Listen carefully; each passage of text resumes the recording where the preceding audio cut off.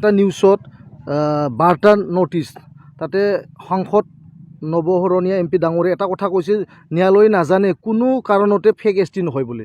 এইটো কথাত মই ক'ব বিচাৰিছোঁ ন্যায়ালয়ে নাজানে এইটো ডাঙৰ কথা নহয়, কিন্তু তদন্তত কি পাইছে এইটোহে কোৰ্টত দাখিল কৰিব। দাখিল কৰাৰ পিছত আমাৰ যিটো ষ্টেট লেভেল স্ক্ৰুটিনি কমিটি আছে তেওঁলোকে 2 মাহৰ ভিতৰত তেওঁলোকে শেষ কৰিব যে তেওঁ বড়ো কছাৰী নহয়।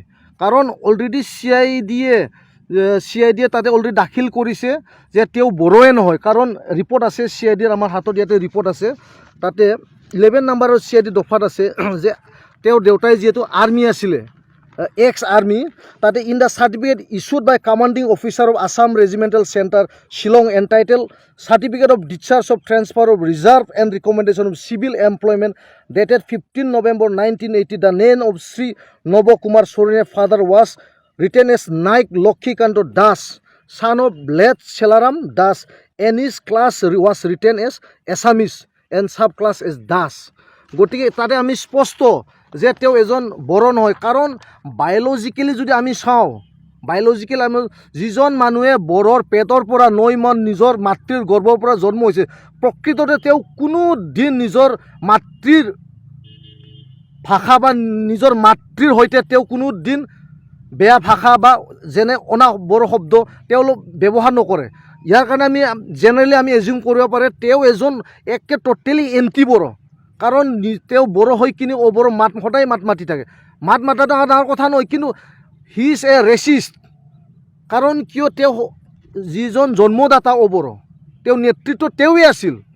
এতিয়া আহি আমি যদিও এইটো লেট নহয়, 2019 আমাৰ জনকলাল ছাৰ এটা লেক আবেদন দিছিল। তাতে লেক আবেদনত তাতে স্পষ্ট হ'ল যে ডাইৰেকশ্যন দিয়া হৈছে উইদিন 2 months এইটো শেষ কৰিব লাগে। এতিয়া আহি আমাৰ এটা ভাল খবৰটো হৈছে কালি যিটো তাচ্ছিল্য এটা মন্তব্য দিলে যে তেওঁ আমি বোলে তদন্ত কৰিব পৰা নাই, যে তেওঁ অলৰেডি কেছত হাইকোৰ্ট জিতি আহিল, নানানটা তেওঁ এটা তাচ্ছিল্য মন্তব্য দিছে। কিন্তু সেইটো কেইদিনমানৰ কাৰণে, যেতিয়া 2 মাহৰ পিছত যেতিয়া ফাইনেল যেতিয়া ৰিপৰ্টটো দিব আমাৰ ষ্টেট লেভেল স্ক্ৰুটিনি কমিটিয়ে, এতিয়া আমাক মাত্ৰ এটা দিব লাগে যে ফাইনেল যিটো ৰিপৰ্ট, সেই ৰিপৰ্টটো হ'ল যে proceeding is completed and we are just ৱেইটিং ফৰ দ্য অৰ্ডাৰ, যে কেতিয়া তেওঁ কাষ্ট চাৰ্টিফিকেট কেঞ্চেল কৰিব।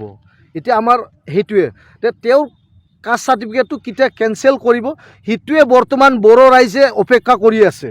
আমি কোনবা দাস, কোন শৰণীয়া, আমি কোনো কাষ্ট বা কোনো মানুহ বা কোনো জাতিৰ লগত আমাৰ একো প্ৰব্লেম নাই। কিন্তু প্ৰব্লেম হৈছে যে ইমান ডাঙৰ এটা পষ্ট, সাংসদ, তেওঁ এজন সাংসদ ভুৱা তেওঁ চাৰ্টিফিকেট লৈ যে তেওঁ এটা MP হৈছে 9 বছৰৰ কাৰণে, তেওঁ এতিয়া বৰ্তমান আহি 9 বছৰ হ'ব মোটামুটি, তেওঁ ভুৱা চাৰ্টিফিকেট লৈ তেওঁ ST বড়ো কছাৰী বুলি তেওঁ এতিয়া বৰ্তমান সাংসদ হৈ আছে। গতিকে আমি কেইদিনমান পিছত আমি গম পাম যে তেওঁ সঁচাকৈ বড়ো হয় না তেওঁ অনাবড়ো হয়। বৰ্তমান যিটো প্ৰতিবেদন দাখিল কৰিছে CIDয়ে, যিটো আমি ৰিপৰ্টত পাইছোঁ, এইটো চাৰ্টিফাইড কপি। এইটো আমি কোনো কাৰোবাৰ মুখৰ পৰা কাৰোবাৰ CID কৰি আমি নিজে কোনো তদন্ত কৰা নাই। সেইটো এটা ডাঙৰ সংস্থা অসমৰ CID, তেওঁলোকে এইটো দাখিল কৰিছে। এইটো আমাৰ মুখে কোৱা নাই, এইটো CID ৰিপৰ্টে কৈছে। আপোনালোকে চাওক, মই দেখাই দিম।